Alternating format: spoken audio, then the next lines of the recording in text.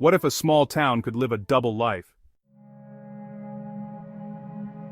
In Montana, you'll find places so isolated they're off the grid, and others that were once booming, only to be left as empty echoes of the past. Some are one of a kind, full of character, while others are defined by economic hardship and a difficult history. Today, we're journeying through 15 of Montana's most remote, struggling, unique, and abandoned ghost towns. From the profound silence of Bannack to the resilience of Browning and the hidden scars of Libby. First on our list, Bannack. This town sprang to life in 1862 at the peak of the Montana gold rush. Thousands of prospectors flooded in, and it even served as the state's first capital. But the glory was short-lived. The gold quickly played out, and the population moved on to the next big strike. Today, Bannack is a ghost town frozen in mid-motion. Over 50 wooden structures remain. Schools, hotels, saloons, all standing silent. There's no electricity, no engine hum, just the wind, whispering through the old wooden boards. Yet Bannack isn't entirely deserted. Managed by Montana State Parks, it hosts an annual festival where visitors can step back in time and experience the life of a dead cowboy town. If Bannack is the introduction to Montana's ghost towns, then Garnet is the next compelling chapter. Founded in the late 1890s, also on gold, Garnet was even more vibrant, with hotels, shops, and a dance hall for miners to blow off steam. At its peak, over 1,000 people called it home. But like so many mining tales, the riches faded. By the 1940s, the town was nearly empty. Its wooden buildings, however, are remarkably preserved, as if everyone simply vanished. If Bannack and Garnet represent total silence, Virginia City is a place caught between two worlds, half alive, half ghost. Born from the 1863 gold rush, its streets once teemed with thousands. When the gold disappeared, so did the people, leaving behind dusty roads and empty buildings. What makes Virginia City different is that it never fully gave up.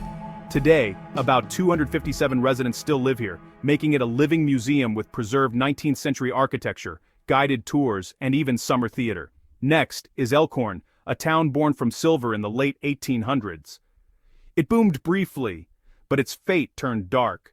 Not only did the mines fail, but a diphtheria epidemic in 1888 claimed many lives, especially children. The exodus accelerated, and by the early 1900s Elkhorn was a ghost town.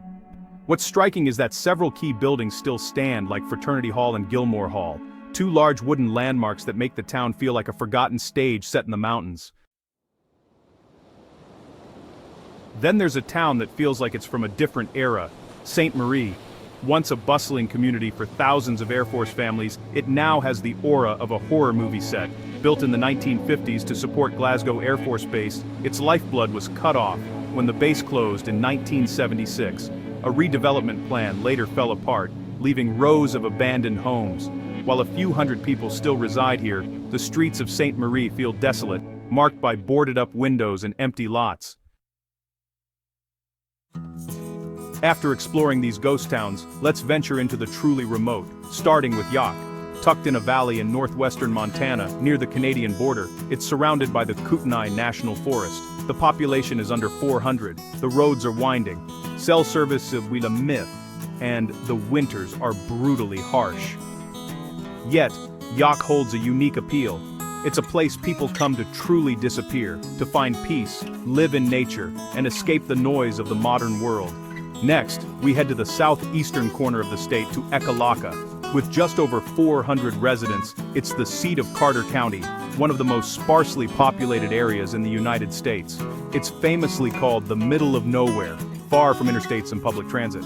But Ekalaka has a secret treasure, the Carter County Museum, which holds an impressive collection of dinosaur fossils, from T-Rex to Triceratops. So, while the town is small, its stories are ancient. Moving southwest, we find Wisdom. The name sounds serene, but life here is a challenge. With a population under 150, it sits in the Big Hole Valley, known for brutal winters where temperatures plunge far below zero. Life here is about survival, rooted in agriculture and a tight-knit community. But the reward is clear night skies, fresh air, and a profound peace. Then there's Ovando, a tiny dot on the map in western Montana with a population of about 55. Its main street is brief, a general store, a cafe, a post office. That's it, but Ovando is a haven for adventurers, especially cyclists on the Great Divide mountain bike route. The town is famously creative and welcoming, even offering places like a teepee or a converted chicken coop for visitors to sleep in. Now, let's shift to towns facing profound challenges, starting with Browning. As the heart of the Blackfeet Nation in northern Montana, its population is around 1,000. The reality here is tough: a high poverty rate, persistent unemployment, and limited access to healthcare and education. Harsh winters compound these issues, making Browning a community in a constant struggle for survival. Next is Hardin, a town of about 3,600 that embodies both promise and inequality. Nearly 1 in 5 residents lives below the poverty line, and the median household income is below the state average. Situated next to the Crow Indian Reservation, Hardin highlights stark social contrasts, with issues of poverty and underfunded schools. After Hardin, we head to Wolf Point. With a young median age of 32, its future feels uncertain for its 2,400 residents. The median household income is significantly below the state average, and 1 in 4 people lives in poverty. For the Native American community, the struggles are compounded by discrimination and limited access to essential services. After these sobering stories, let's turn to something brighter. Philipsburg. This mountain town of about 950 people is a hidden gem in more ways than one. Its main street is a beautifully restored Victorian-era showcase, but its real claim to fame is the chance for visitors to mine their own Montana sapphires, an experience that has put this small town on the international map. If Philipsburg thrives on sparkle, Big Timber offers a classic Montana narrative. Home to about 1,700 people, it sits where the Boulder and Yellowstone rivers meet, with the crazy mountains on the horizon, earning its nickname as the gateway to Montana's wilderness. It's a bastion of ranching and rodeo culture, a popular stop for those seeking the authentic Wild West. Finally, while Big Timber feels light, Libby's story is heavier. Nestled in the stunning Kootenai Valley, its history is scarred by a vermiculite mine contaminated with asbestos.